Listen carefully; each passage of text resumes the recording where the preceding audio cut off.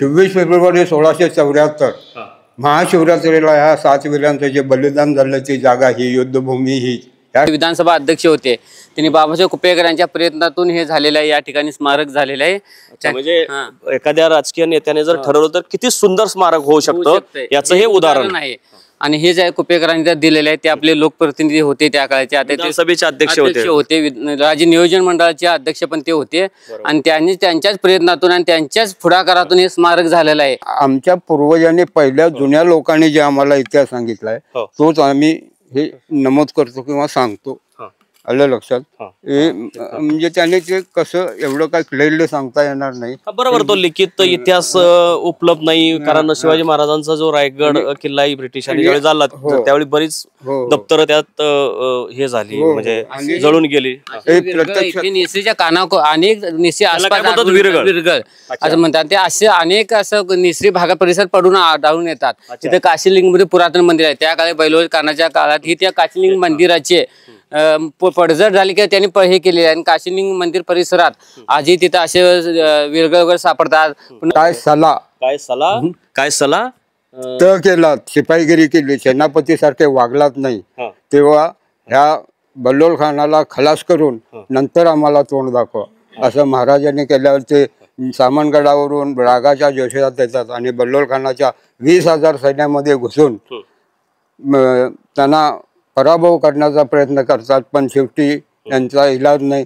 20,000च्या पुढे 7 जरी किती लढवई असले तरी मर्यादा येतात. त्यांची ताकद कमी पडली आणि त्या 7 वीरांचा विसोजी बल्लाळ, विठ्ठल शिंदे, विसोजी पेल्लेवाकरे, सिद्धिलाल, कृष्णाजी भास्कर आणि सर सेनापती प्रतापराव गुजर ह्या 7 वीरांचा ह्या ठिकाणी धाराचित्ती पडले. आणि त्यावेळेला प्रत्यक्षात शिवाजी महाराजांनी ती समाधी ह्या ठिकाणी बांधलेली होती. बाबासाहेब कुपेकरांनी तर चांगलं काम करून घेतलेलं आहे कारण PWDचा मला अनुभव आहे. PWD जिथं जातात तिथं भ्रष्टाचार करतात, घाण करतात. पण इथं तसं केलेलं नाही. तुम्हाला काय अंदाज आहे हे सगळं उभं करण्यासाठी किती खर्च आला असेल साधारण? पर्यटकांना इथं स्मारकला भेट देऊन हे गड किल्ले सगळे बघून जातात. आणि हाच अभिमानाची गोष्ट आहे की निसरीसारख्या ग्रामीण भागामध्ये प्रताप गुजरांचा जो पराक्रम गाजवलेला आहे त्या पराक्रमाचेच आज आपल्या भागाला प्रसिद्धी किंवा आपल्या भागाला त्याची प्रेरणा मिळत आहे. मी काय ह्या पवित्र ठिकाणी जयकुमार गोरे सारख्या अनऐतिहासिक वृत्ती असलेल्या माणसाबद्दल मंत्री म्हणून ते किती ग्रेट असतील पण इतिहासाशी त्यांचा काही संबंध नाही, त्यांना कळतही नाही त्यातलं. अशा माणसाविषयी जास्त बोलण्यात वेळ घालवत नाही. परंतु दुर्दैवाने किंवा सुदैवाने ते ग्रामविकास मंत्री आहेत म्हणून त्यांना हे सांगणं गरजेचं आहे. मी पत्रकार आहे. मी माझ्या खर्चाने मी या ठिकाणी आलोय. लोकांना हा इतिहास सांगण्याचा प्रयत्न करतोय. तुम्हाला काय खर्च करायचं नाही. तुम्हाला तर शासनाचे सगळे माग 4 गाड्या पुढं 4 गाड्या राहायची सगळ्या प्रोटोकॉल नुसार सगळ्या सुविधा आहेत. इथं एकदा या एखाद्या 2-4 इतिहास तज्ञांची टीम हे करा आणि तो खटाव मधला जो प्रतापराव गुजर यांचा वाडा आहे त्याला प्रचंड मोठं स्मारक बनवण्याचा प्रयत्न करा. आणि ते काय तुमच्या 10, 15, 20, 25 लाखातलं ते काम नाही. त्यात 4-5 कोटी रुपये म्हणजे बाबासाहेब कुपेकरांनी 50 लाख रुपये टाकले म्हणजे त्यावेळेचे. आता ते 5-10 कोटी आहेत. तेवढा खर्च तुम्हाला करावा लागेल. आणि ऐतिहासिक वास्तू कशा उभ्या कराव्यात त्यातले जे तज्ज्ञ वास्तुकार आहेत त्यांना सोबत घेऊन ते काम करावं लागेल. आणि असले गाढवासारख्या लाता झाडून किंवा कुत्र्यासारखे भुंकून तुम्ही इतिहासापासून दूर पळू शकत नाही. आणि तुम्ही ह्या महापुरुषांचं म्हणजे माझ्यासारख्या पत्रकारावर भुंकल्यामुळे तुम्ही फार इतिहासप्रेमी आहात असं सिद्ध होत नाही. तुम्हाला सुबुद्धी सुचतो. आणि तुमचे जे भोवतीचे कुत्रे आहेत त्या कुत्र्यांना आपण कुठल्या विषयावर कधी भुंकावं हे देण्याची अक्कल मिळो. आणि मी यापूर्वी बोललोय की जो बेवडा आहे माणूस तुम्ही जयकुमार गोरे तुम्ही ठेवलेला आहे व्हायरल करायला पत्रकारांवर भुंकायला तर जरा लायकीची माणसं जरा गोळा करा. लायकीच्या माणसांनी टीका केली आमच्यावर तर आम्ही सुद्धा त्या टीका गांभीर्याने घेऊ. आणि परत एकदा मी सांगतो की तुम्ही इथं यावं. हे जे लोक कसे बोललेत बघा इथं आल्यानंतर यातला कुठल्याही माणसाने मला वाईट बोललेलं नाही. त्यांच्यासमोर मी व्हिडिओ करतोय त्यांना काही वाईट वाटत नाही. तुम्ही लोक सांगतायत की जयकुमार गोरे इथं आलेले नाहीत कधी. जयकुमार गोरे एवढे शहाणे असते ना तर त्यांनी कधीतरी या ठिकाणी आले असते. माझ्यासारख्या मुंबईच्या पत्रकाराला वाटलं की इथं गेलं पाहिजे पण त्यांनी मला वाटत नाही. जयकुमार गोरे कधी इकडे आलेत का आमदार? आता मंत्री ते आता मंत्रिमंडळात आहेत. हो पण ते आलेलं आमच्या काय आठवत नाही, पण काय येऊन भेट दिली असते. बरीच पुढारी लोकप्रतिनिधी येतात, भेट देतात, पण कसा येऊन गेले असते आम्हाला काही कल्पना नाही आहे. पण बरेच येतात. तुम्हाला कधी दिसले इथं आलेले जयकुमार गोरे इथं आलेले कधी दिसले? नाही कधी नाही.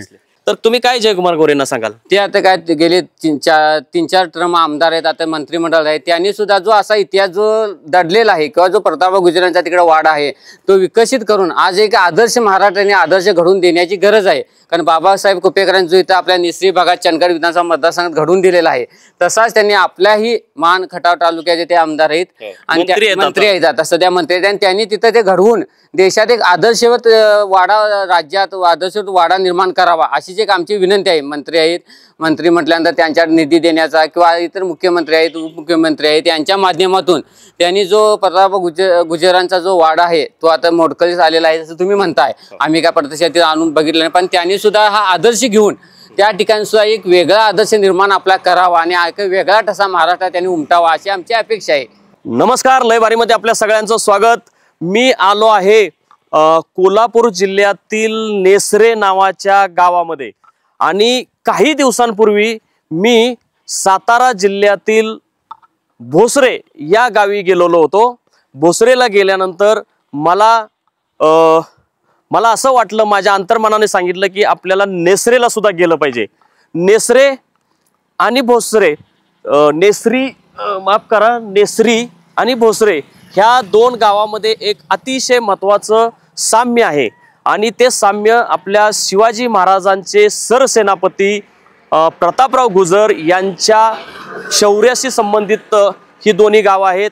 भोसरेमध्ये जे सातारा जिल्ह्यातील खटाव तालुक्यामध्ये जे भोसरे गाव आहे, हे भोसरे गाव प्रतापराव गुजर यांचं गाव आहे, म्हणजे ते त्यांचं जन्मगाव आहे ते, आणि तिथले ते रहिवासी होते. आणि नेसरी जे ज्या ठिकाणी मी आता उभा आहे या ठिकाणी प्रतापराव गुजर यांनी त्यांच्या शौर्याची परिसीमा केली होती. त्यांनी जो बेहलोल खान होता त्याच्यावर चढाई केलेली होती आणि या ठिकाणी प्रतापराव गुजरांनी त्यांच्यासोबतचे अन्य 6 जण लढवय्ये असे 7 जण या ठिकाणी धारातीर्थी पडलेले होते. त्याच्यावरूनच कवी कुसुमाग्रज यांनी एक कविता लिहिली होती की वेडात वीर दौडले 7.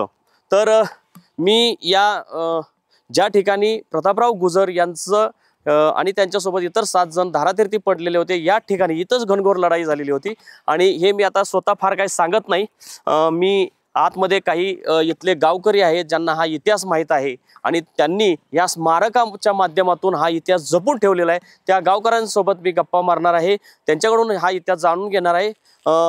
मी कॅमेरामॅनना विनंती करतो की हे सरसेनापतींचा जो हे जे प्रवेशद्वार आहे या स्मारकाचं ते जरा आपल्या प्रेक्षकांना दाखवावं. आणि आपण आता आतमध्ये जाऊया.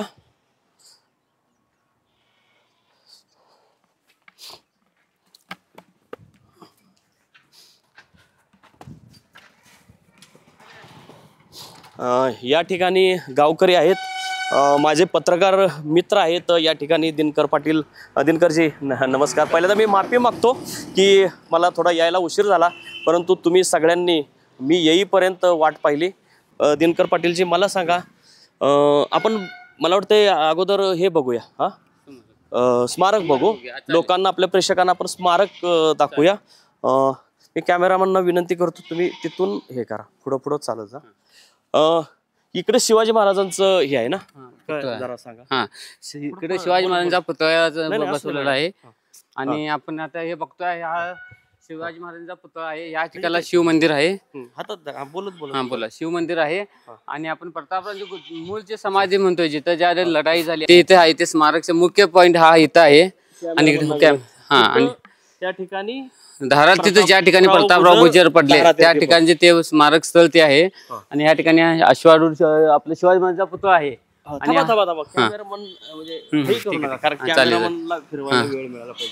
तर हे स्मारक आहे, प्रतापराव गुजरांचं स्मारक आहे. शिवाजी महाराजांचा इथं पुतळा बसवला आहे.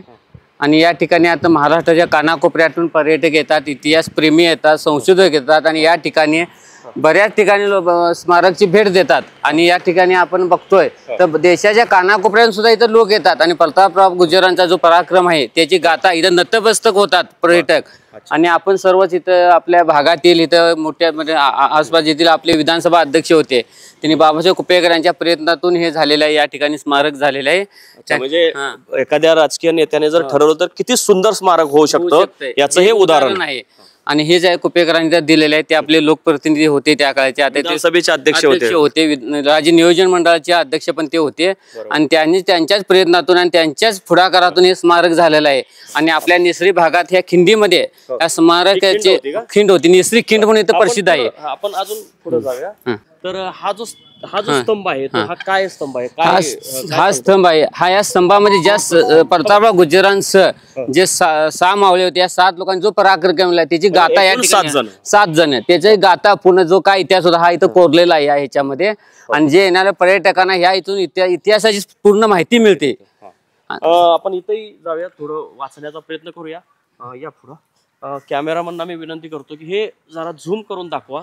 मी पूर्ण वाचत नाही प्रेक्षकांना हे पूर्ण आता व्हिडिओ दिसत असेल या फलकाचा ते त्यांनी वाचावा. पण वेडात मराठे वीर दौडले 7 छत्रपती शिवरायांचे सरसेनापती प्रतापराव गुर्जर हे महापराक्रमी व प्रतापी वीरपुरुष होते. प्रत्येक रणसंग्रामात शत्रूला अक्षरशः झोडपून काढणारे प्रतापराव म्हणजे एक झंझावात वादळ होते. स्वराज्याची दीर्घकाळ निष्ठेने सेवा करणाऱ्या प्रतापरावांच्या लढाया सांगण्यास इतिहास मुका आहे. पण रणगाजीचा ज्ञात इतिहास देदीप्यमान पराक्रमाने भरलेला आहे. तर हे बरंच मोठं फलक आहे. हा याच्यामध्ये इतिहास याच्यामध्ये हा जो मोठा फलक आहे याच्यामध्ये इतिहास सांगण्याचा प्रयत्न केलेला आहे. प्रेक्षकांना माझी विनंती आहे की हे झूम करून तुम्ही वाचा. व्हिडिओ म्हणजे स्टॉप करून तुम्ही झूम करून हा इतिहास तुम्ही वाचू शकता. तोपर्यंत आपण पुढे जाऊया. या बाजूला हे शिव मंदिर आहे. हे शिव मंदिर कसलं आहे? शिव मंदिर म्हणजे शिवाजी स्थापना केलेली आहे. म्हणजे नंतर केलं की अगोदरच आहे? नंतर स्मारक बांधले त्यावेळी पूर्वीच आहे ते. पण ते स्मारक बांधल्यानंतर डेव्हलप केलेलं आहे सुधारणा करून ते बांधलेलं आहे. आणि तो जो फलक आहे तोही दाखवा.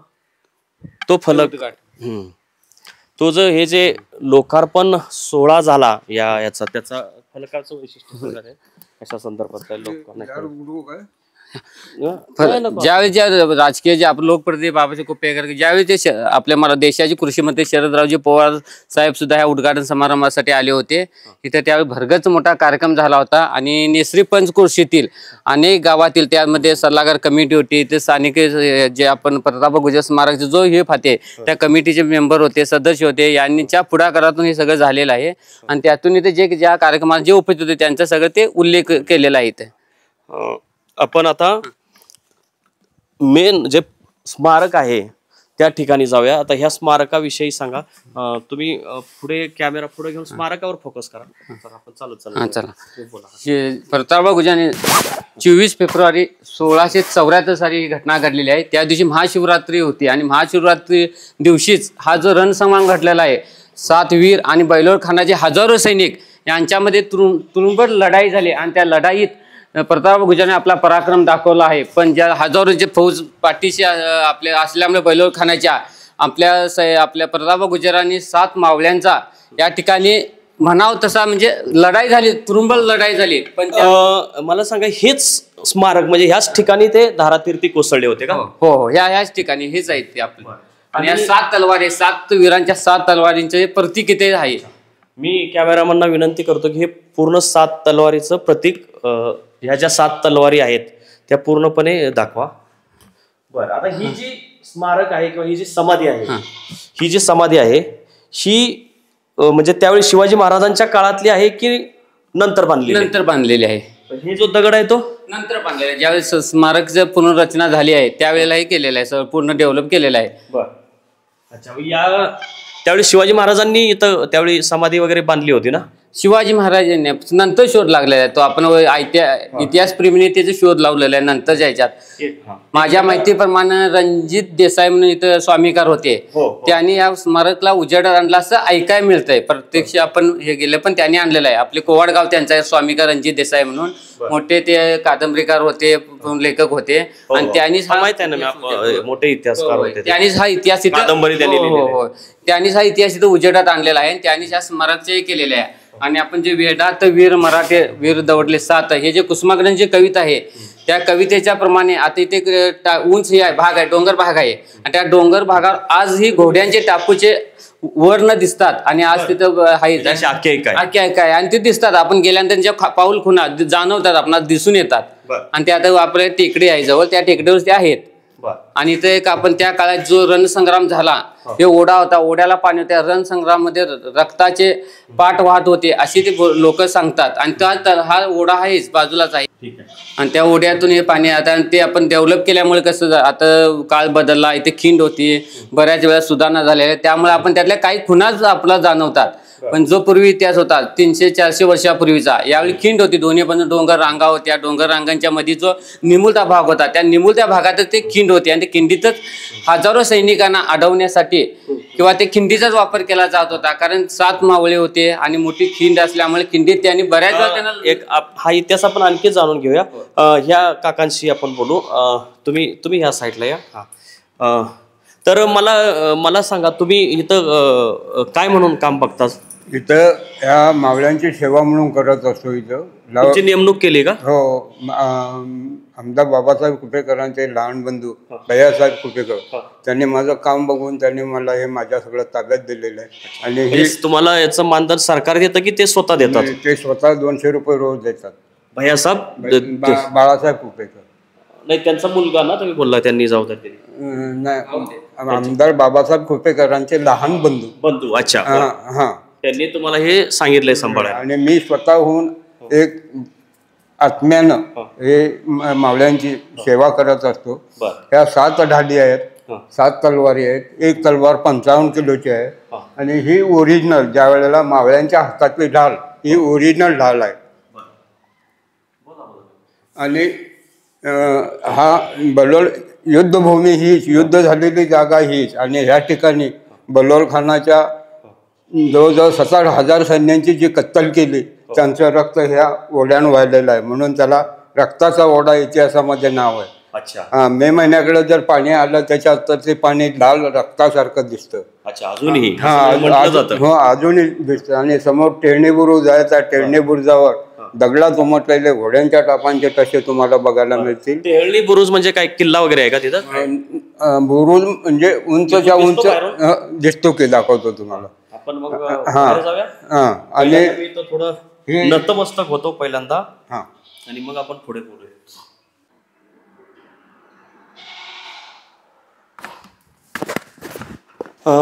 आपण आता काय बोलणार होतो?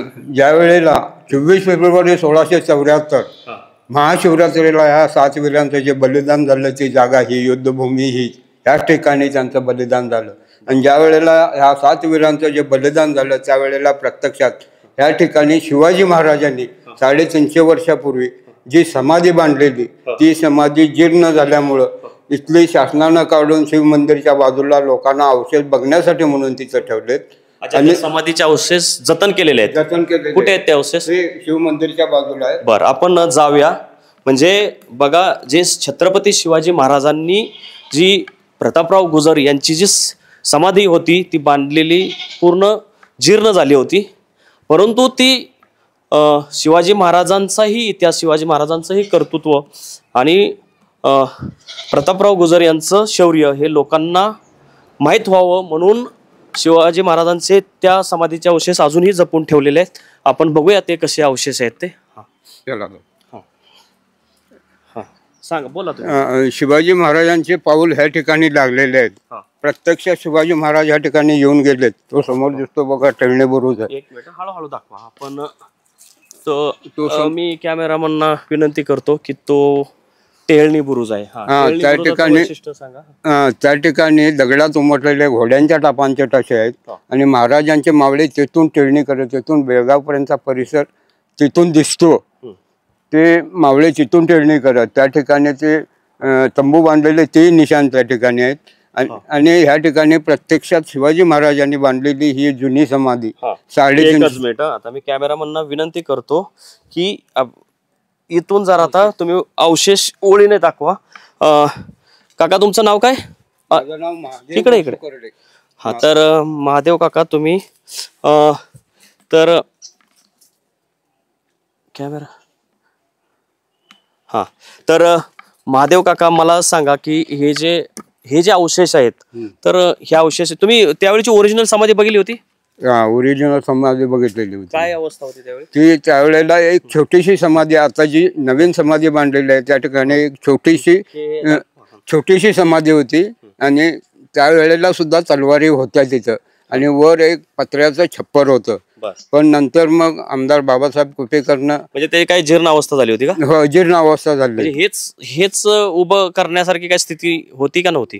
नाही. मग नंतर प्रत्यक्षात महाराजांनी बांधलेली ही समाधी त्या जागेवरची ती शासनाने काढून ह्या ठिकाणी लोकांना अवशेष बघण्यासाठी म्हणून ठेवली. अशीच समाधी होती का तिथं?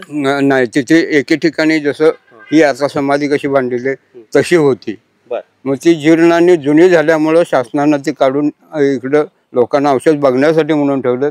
हे प्रत्येक दगड त्यावेळेला सुद्धा महाराजांनी कोरीव काम करून ही समाधी प्रत्येक दगड कोरीव काम करून. आणि हे 350 वर्षापूर्वी बांधलेली समाधी आहे. या दगडामध्ये निशाण दाखवलेत बघा. 350 नाही, जास्त असतील. 350च्या पुढे म्हणजे झालं. आणि हे दगडामध्ये निशाण दाखवलेले आहेत बघा. त्या दगडावर आहे, त्या दगडावर जसे बाजीप्रभू देशपांडे, तानाजी मालुसरे, बहिर्जी नाईक, सरसेनापती प्रतापराव गुजर, शिवाजी महाराजांचे खास उजवा हात असणारे मावळे. पोलिसांना जसे बिल्ले स्टार लागतात तसे महाराजांनी त्या मावळ्याने दिलेल्या पदव्या आहेत. अच्छा, त्या दगडाचा आहे. त्या दगडाचा एक दाखवा. प्रत्येक दगडाचं वैशिष्ट्य सांगा. इथून आपण सुरुवात करू. कॅमेरामॅनना विनंती करतो की हा जो दगड आहे, ह्याचं वैशिष्ट्य काय? याचं म्हणजे कसं आहे माहिती, समाधी बांधतो आपण, घर कसं बांधतो, एका दगडानं काय होत नाही, पण अनेक दगड घ्यावे लागतात. पण आता हे आमच्या पूर्वजांनी, पहिल्या जुन्या लोकांनी जे आम्हाला इतिहास सांगितलाय तोच आम्ही हे नमूद करतो किंवा सांगतो.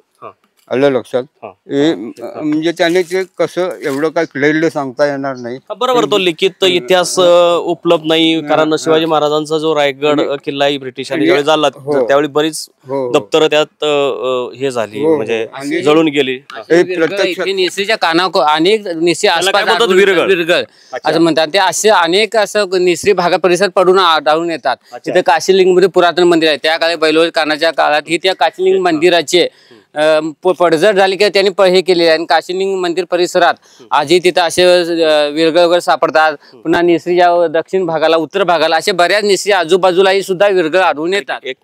निसरी परिसरात अशी विरगळ अनेक मंदिरांचे अवशेष आढळून येतात त्या काळातील, पूर्वीच्या काळातील. आणि तिचीच आता लोकांनी जतन करून हे करून ठेवलेले आहेत. अशा निश्चित 4 ते 5 ठिकाणी अशी विरगळ पद्धतीचे आढळतात. आणि त्या ठिकाणी पूर्वीच्या ह्याच्यात लिहिलेलं हे सुद्धा लिपी पूर्वीची आढळते. म्हणजे इतिहास तज्ञांनी या ठिकाणी हा निसरी परिसराचा किंवा प्रतापराव गुजरांचा आणखीनही इतिहास उलगडण्यासारखा या ठिकाणी माहिती आहे. आणि इतिहास तज्ञ संशोधकांनी सुद्धा निसरी सगळ्या ठिकाणी येऊन या ठिकाणी शोध लावणे गरजेचं आहे. कारण आज अनेक ठिकाणी असे विरगळ नावाचे पूर्वीचे लिहिलेले या परिसरात खूप आहेत. आणि लिखित असतं या ठिकाणी. पण आजूबाजूला असं आढळून येतात निसरी परिसरात या ठिकाणी विरगळ पद्धतीचे आहेत. आणि त्या ठिकाणी म्हणजे ज्या ठिकाणी मंदिर आहे त्या असे बऱ्याच ठिकाणी विरगळ आढळतात. आणि ठिकाणचं जे लिपी आहे त्याचं संशोधन होणे गरजेचं आहे. आणि इथं निसरीच्या आजूबाजूला एक पुरातन तलाव आहे. तलावच्या परिसरात सुद्धा हे असे अवशेष आढळतात.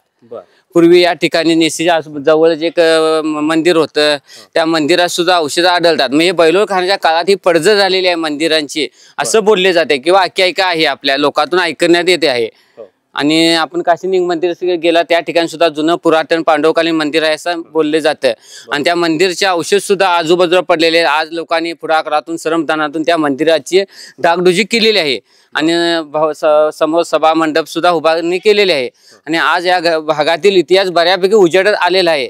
पर्यटकांनी येऊन देत किंवा अशा बऱ्याच चॅनेल माध्यमातून या ठिकाणी येऊन बरेच आपल्या कानाकोपऱ्यात पोहोचल्यामुळे इतिहास प्रेमीने या ठिकाणी बरेच दिवसापासून लाईटची सोय नव्हती, बऱ्याच ठिकाणी हे होतं ते सुद्धा असं बातमीच्या माध्यमातून किंवा हे झालेले आहे, सोय झालेली आहे. तर लाईट नव्हती का मंदिर बांधलं, बऱ्यापैकी इथं सुधारणा झाली होती. पण मधल्या काळात थोडे दिवस जरासं दुर्लक्ष झालं होतं.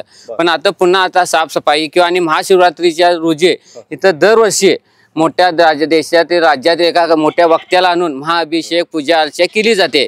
इथे स्थानिक देवस्थान कमिटीचे बाळासाहेब कुपेकर असून देत, संग्रामसिंह कुपेकर असून देत, भैयासाहेब कुपेकर असून देत, म्हणजे कुपेकरांचे भाऊ किंवा पुतणे या ठिकाणी देखभाल करतात.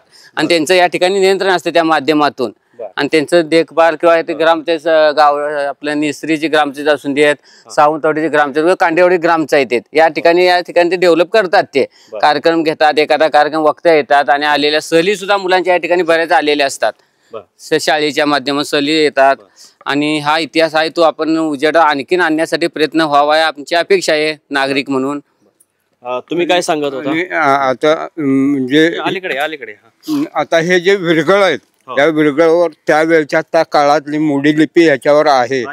मोडी लिपी आहे पण ते ओळखून येत नाही. ते धुवून बिवून साफ करून लिक्विड टाकून धुवून आहे. प्रत्येक दगडावर आहे मोडी लिपी, प्रत्येक दगडावर लिखाण आहे. पण ते धुवून काढून सगळं स्वच्छ केलं पाहिजे आणि मग ते कळलं पाहिजे. पण ते बऱ्यापैकी तुम्ही स्वच्छता राखलेली आहे. पण ते म्हणजे एवढ्या काळाच्या ओघामध्ये ते मुजलेलं दिसतंय. होय होय. मी या ठिकाणी स्वच्छता टापटिप्पणा सगळा एकदम स्वतः खुशीनं आणि प्रेमानं करतोय, श्रद्धेनं करतोय. बरोबर. किती वर्षापासून करतात? 1 वर्ष झालं. पूर्वी या ठिकाणी PWD ची लोक होती, 50,000 रुपये पगार घेणारी. ती 9 वाजता यायची आणि संध्याकाळी 5 ला जायची. पण मी असं नाही, कोणी आला तर त्याला मला कॉल केला तरी मी त्यांना येऊन दाखवतो, पण नाराज करून कोणाला पाठवत नाही. आणि मी असल्यामुळे ही चकाचक स्वच्छता तुम्हाला बघायला मिळते. नाही, मला छान वाटलं काका, तुम्ही फार चांगलं काम करताय. बाबासाहेब कुपेकरांनी तर चांगलं काम करून घेतलेलं आहे. कारण PWDचा मला अनुभव आहे. PWD जिथं जातात तिथं भ्रष्टाचार करतात, घाण करतात. पण इथं तसं केलेलं नाही. तुम्हाला काय अंदाज आहे हे सगळं उभं करण्यासाठी किती खर्च आला असेल साधारण? काय 50 लाख काय आला, असं 50 लाख आला.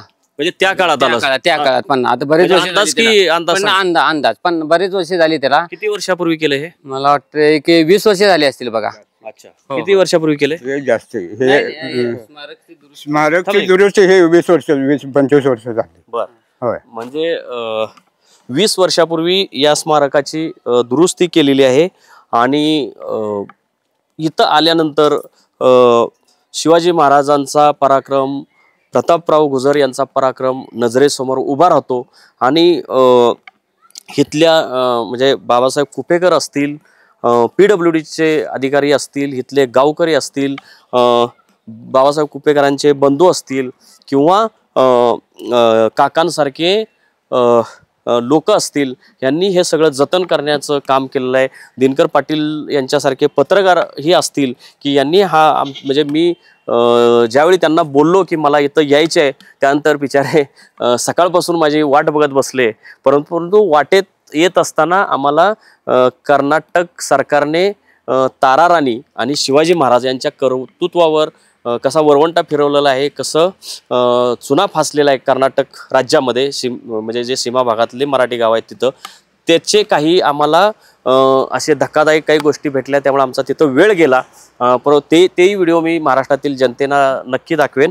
आणि त्यामुळे इथं यायला मला वेळ झाला, त्याबद्दल मी तुमच्या सगळ्या गावकऱ्यांची माफी मागतो. पण आनंदाची ही गोष्ट आहे की मी येतोय म्हणल्यानंतर सगळेजण इथं थांबले. हा, तुम्ही बोला.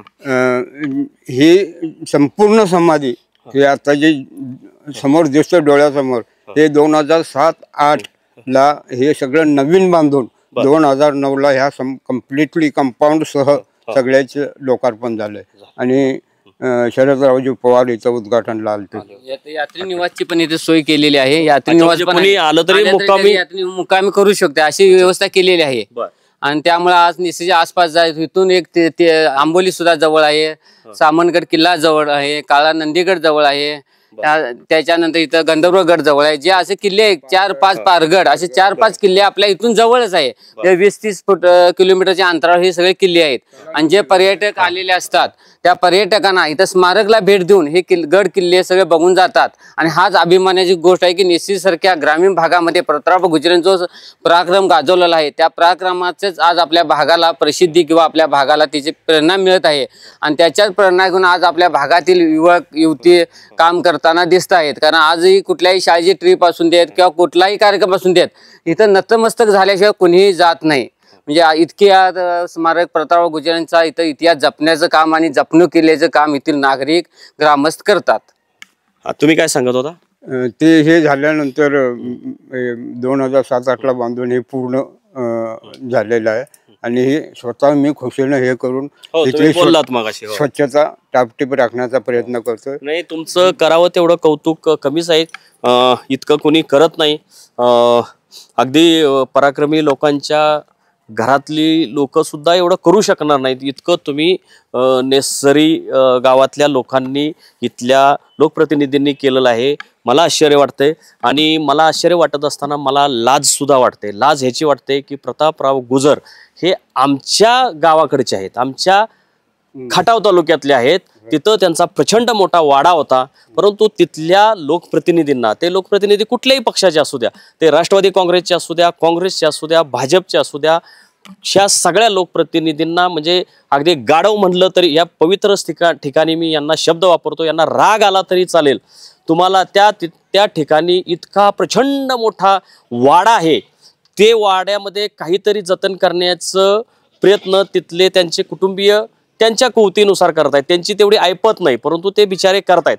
परंतु तिथले जे आता विद्यमान ग्रामविकास जे मंत्री आहेत जयकुमार गोरे, ते तिथं आता हे त्यांची 4थी टर्म आहे. त्याच्या अगोदर सुद्धा तिथं भाजपचेच आमदार होते आणि त्याच्या अगोदर काँग्रेस राष्ट्रवादीचे आमदार त्या ठिकाणी होते. हे सगळेच त्याला जबाबदार आहेत. परंतु ज्यावेळी मी त्या ठिकाणी गेलो तिथल्या वाड्यावर, तर तिथं PWDने अतिशय चुकीच्या पद्धतीने तिथं कामं केले. त्याच्यातून कुठला इतिहास दिसत नाही, काही नाही. आणि तिथं काहीतरी 10-15 लाख रुपये टाकलेले आहेत आताच्या काळातले. म्हणजे बाबासाहेब कुपेकरांनी त्या काळात 50 लाख रुपयांचं हे स्मारक उभं केलेलं आहे.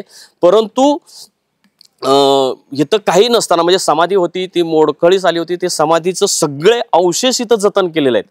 आणि हे जे स्मारक आहे ह्याच्यापेक्षा कितीतरी पटीनं मोठा वाडा तिथं अस्तित्वात होता अगदी 10 वर्षापर्यंत.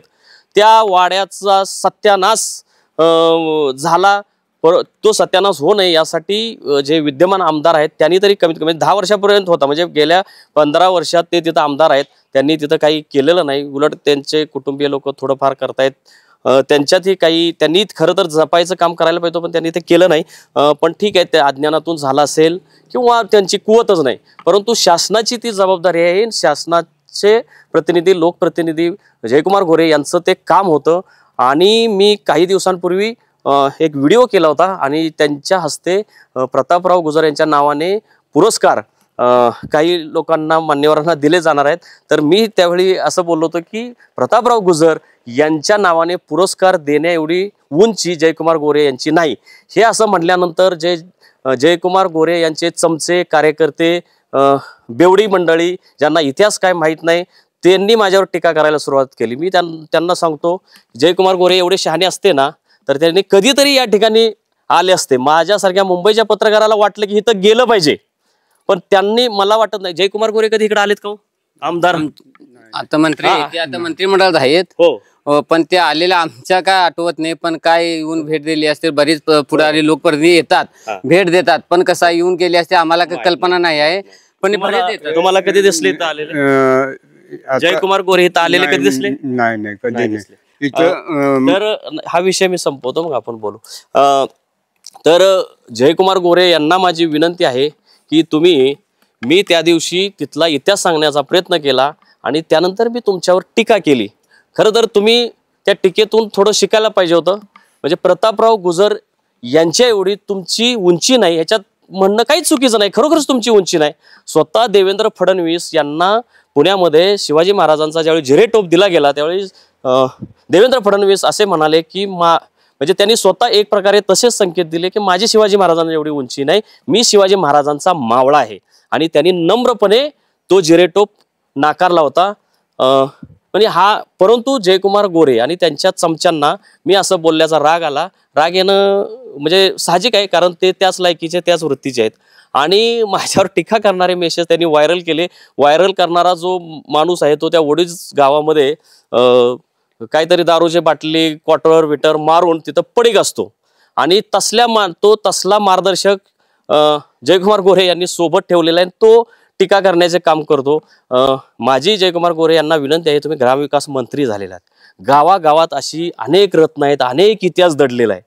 तर हे जर सगळं तुम्हाला ते जपायचं काम, पुण्याचं काम तुमच्या हातून घडो, तेवढी तुम्हाला अक्कल येवो, शहाणपणा येवो. आणि त्यासाठी तुम्ही इतिहास तज्ज्ञ सोबत ठेवा.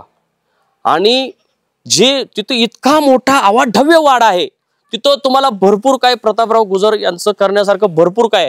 इथं काही नसताना बाबासाहेब कुपेकरांनी इतकं चांगलं केलं. आणि इथं पर्यटक येतात, नतमस्तक होतात, इथं राहायची सोय केलेली आहे. तसं त्या ठिकाणी काही केलेलं नाही. आणि तुमचेच कार्यकर्ते चमचे सांगतात काय 15 लाख रुपये तिथं टाकले, PWDच्या माध्यमातून काम केलं, 20 लाख रुपये टाकले, ते आता.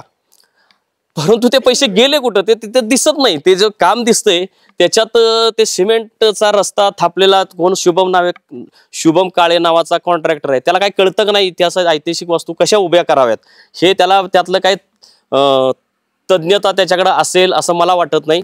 मी काय ह्या पवित्र ठिकाणी जयकुमार गोरे सारख्या अनऐतिहासिक वृत्ती असलेल्या माणसाबद्दल, मंत्री म्हणून ते किती ग्रेट असतील पण इतिहासाशी त्यांचा काही संबंध नाही, त्यांना कळतही नाही त्यातलं, अशा माणसाविषयी जास्त बोलण्यात वेळ घालवत नाही. परंतु दुर्दैवाने किंवा सुदैवाने ते ग्रामविकास मंत्री आहेत म्हणून त्यांना हे सांगणं गरजेचं आहे. मी पत्रकार आहे, मी माझ्या खर्चाने मी या ठिकाणी आलोय, लोकांना हा इतिहास सांगण्याचा प्रयत्न करतोय. तुम्हाला काय खर्च करायचं नाही.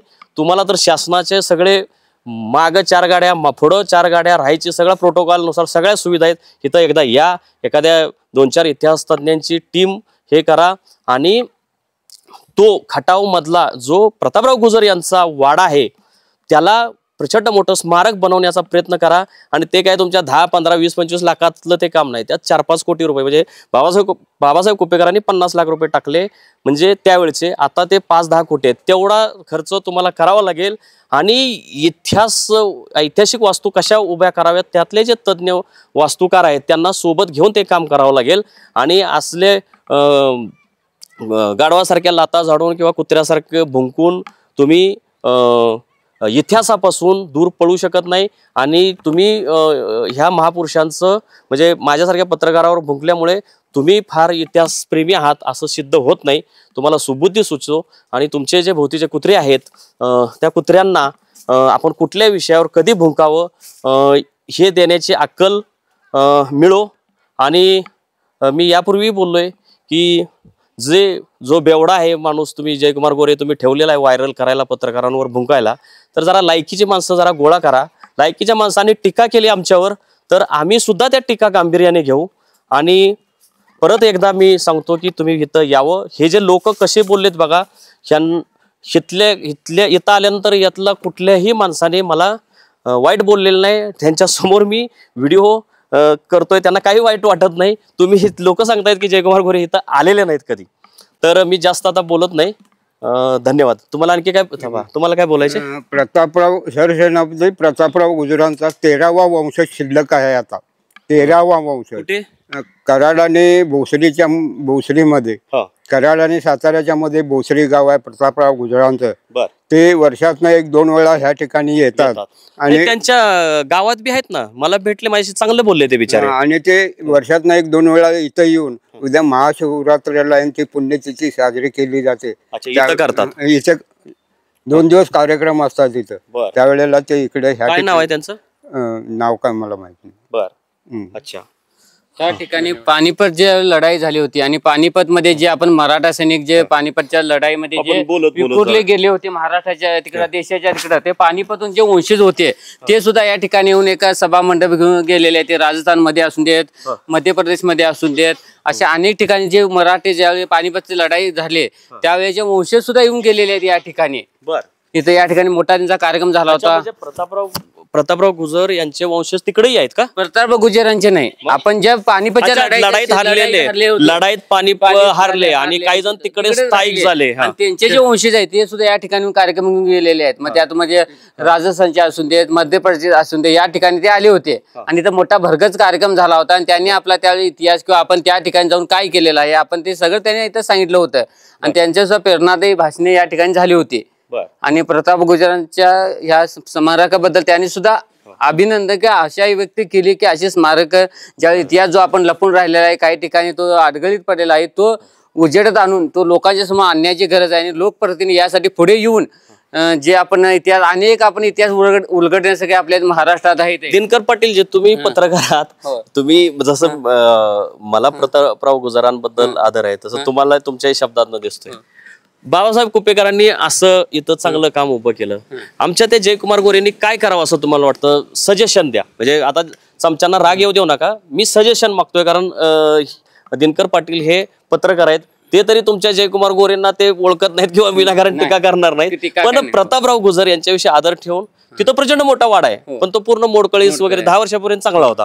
तर तुम्ही काय जयकुमार गोरेंना सांगाल? ते आता काय गेले 3-4 टर्म आमदार आहेत, आता मंत्रिमंडळ आहे, त्यांनी सुद्धा जो असा इतिहास जो दडलेला आहे किंवा जो प्रतापराव गुजरांचा तिकडे वाडा आहे तो विकसित करून आज एक आदर्श महाराष्ट्राने आदर्श घडवून देण्याची गरज आहे. कारण बाबासाहेब कुपेकरांनी जो इथं आपल्या निसरी भागात चंदगड विधानसभा मतदारसंघात घडवून दिलेला आहे तसाच त्यांनी आपल्याही मान खटाव तालुक्याचे ते आमदार आहेत आणि मंत्री आहेत, आता सध्या मंत्री आहेत आणि त्यांनी तिथं ते घडवून देशात एक आदर्शवत वाडा, राज्यात आदर्शवत वाडा निर्माण करावा अशीच एक आमची विनंती आहे. मंत्री आहेत, मंत्री म्हटल्यानंतर त्यांच्या निधी देण्याचा किंवा इतर मुख्यमंत्री आहेत, उपमुख्यमंत्री आहेत, यांच्या माध्यमातून त्यांनी जो प्रताप गुजरांचा जो वाडा आहे तो आता मोडकळीस आलेला आहे असं तुम्ही म्हणताय, आम्ही काय प्रत्यक्षात आणून बघितलं नाही, पण त्यांनी सुद्धा हा आदर्श घेऊन त्या ठिकाणी सुद्धा एक वेगळा आदर्श निर्माण आपला करावा आणि एक वेगळा ठसा महाराष्ट्रात त्यांनी उमटावा अशी आमची अपेक्षा आहे. तुम्ही काय सांगाल की जर असं ऐतिहासिक काम उभं राहिलं इथं जसा फायदा झाला तर तसंच तिथं प्रतापराव गुजरांचं जे गाव आहे तिथं तर ह्याच्यापेक्षा लय मोठा वाडा आहे, फार त्याचं वाटोळं झालंय, म्हणजे भिंती दिसत आहेत पर म्हणतात की 10-15 वर्षापर्यंत तो शाबूत होता, पण आमच्या आमदारांना पहिल्यांदा तर त्यांना काही कळतच नव्हतं इतिहासातलं, पण त्यांनी काही लक्ष दिलं नाही. पण समजा अजूनही उशिरा जर लक्ष दिलं तर काय काय फायदे होऊ शकतात? म्हणजे प्रतापराव गुजरांचं कर्तृत्व पुढे आणणे असेल, पर्यटन वगैरे, असं काय फायदा होऊ शकतो त्या भागाला? इथं जर इथं विकसित झालं तर अजून भरपूर दिवसाला जवळजवळ इथं गाड्या मावत नाहीत येतात आणि ज्या वेळेला प्रतापराव गुजरांचे वंशज जे इथं ग्रुपनं मला भेटून गेलेत आणि मला त्यांच्या बरोबरच्या लोकांनी सांगितलंय की लाईट लागतात का? हो लागतात. प्रतापराव गुजरांचा हा 13वा वंशज आहे आणि हे वर्षातनं 1-2 वेळेला इथं येऊन भेट देऊन जातातच, ते जातात. कसले झिप्पाड आहेत अगदी प्रतापरावांसारखे उंचीच्या उंच. विश्वजी बल्लाळ, विठ्ठल शिंदे, विश्वजी पिल्लेवात्रे, सिद्धी हिलाल, कृष्णाजी भास्कर आणि सरसेनापती प्रतापराव गुजर. एकाचं नाव अज्ञात आहे, ते नाही. अच्छा, ते 7वा जो पराक्रमी शूर योद्धा होता त्याचं नाव माहित नाही, म्हणजे हे 7वे. ते कसे इथं 7 जण आले होते ती जरा हिस्ट्री सांगा ना. म्हणजे त्यांनी बेलोल खानाला सरसेनापती प्रतापराव गुजर यांनी जीवदान दिलं म्हणून शिवाजी महाराज थोडे नाराज झाले आणि मग शिवाजी महाराजांची नाराजी दूर करण्यासाठी किंवा दुखावलेपणातून सरसेनापती प्रतापराव गुजर इथं आले होते असा इतिहास आम्ही ऐकलेला आहे. तुम्ही तुमच्या भाषेत सांगा या ठिकाणचा. वेळेला 1673 उमराणीला जत तालुक्यात जे पहिलं तुंबळ युद्ध झालं त्यावेळेला जत तालुक्यातलं ठिकाण आहे का?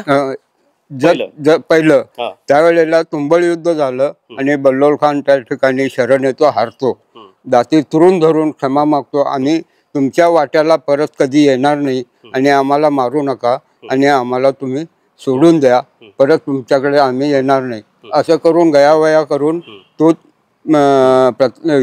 बल्लोल खान तिथून निष्ठून निघून जातो आणि ते 7 वीर सामनगड परिसरात येऊन थांबतात.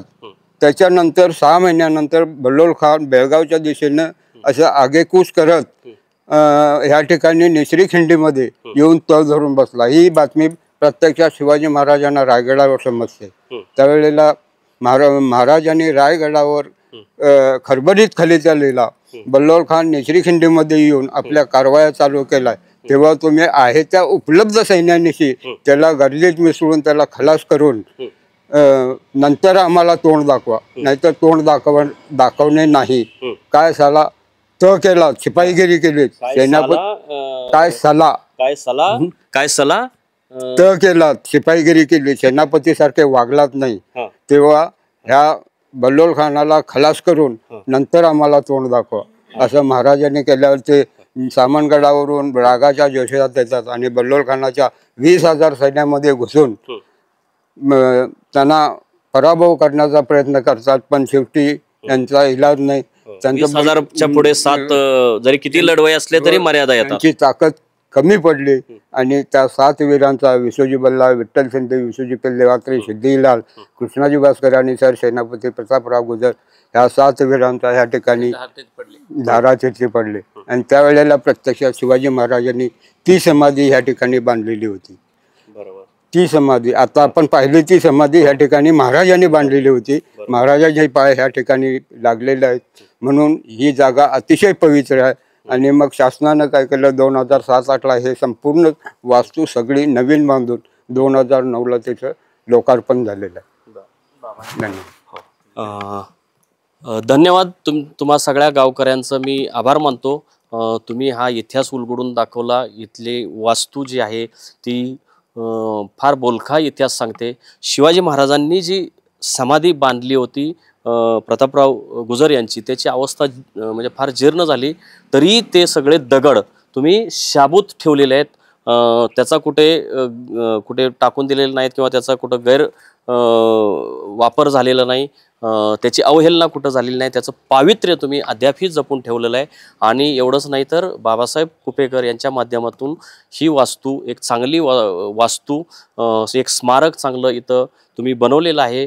इथं येणाऱ्या पर्यटकांसाठी सुद्धा तुम्ही या ठिकाणी यात्री निवास बनवलेला आहे. कुठल्या वर्गातलं पर्यटन आहे हे? ब क काय ब ठीक आहे, जे असेल ते ब असेल किंवा क असेल, काहीतरी दर्जा असणारच आहे पर्यटन म्हणून. तर हे तुम्ही सगळं कर्तृत्व पुढच्या पिढीला सांगताय आणि इथं वेगवेगळे कार्यक्रम घेत असता. तर मी यापूर्वी बोललो तसं आम्हाला आमच्या मानखाटावच्या सगळ्या लोकांना आणि विशेषतः लोकप्रतिनिधींना आमच्या सगळ्यांना लाज वाटायला पाहिजे की आम्ही प्रतापराव गुजरांचं जे गाव आहे तिथला वाडा, इतका प्रचंड मोठा वाडा, त्यांच्या वडिलांचा वाडा होता, तो तिथं मात्र असं काही ऐतिहासिक काम करण्याचा प्रयत्न केलेला नाही. ते कंत्राटीकरण केलं असेल 15 लाख 20 लाख, ते दिसतंच तसं, ते बघितलं तरी दिसतं. तर ते कंत्राटीकरणातून काय काय चालतं, किती टक्केवारी चालते, हे सगळ्या दुनियेला माहीत आहे. तर ते लोकप्रतिनिधी आणि विद्यमान ग्रामविकास मंत्री जयकुमार गोरे यांनी केलेलं आहे. परत एकदा बोलतो, एकदा इथं या आणि अशाच पद्धतीचं, अशाच धर्तीवर तिथं काहीतरी करा.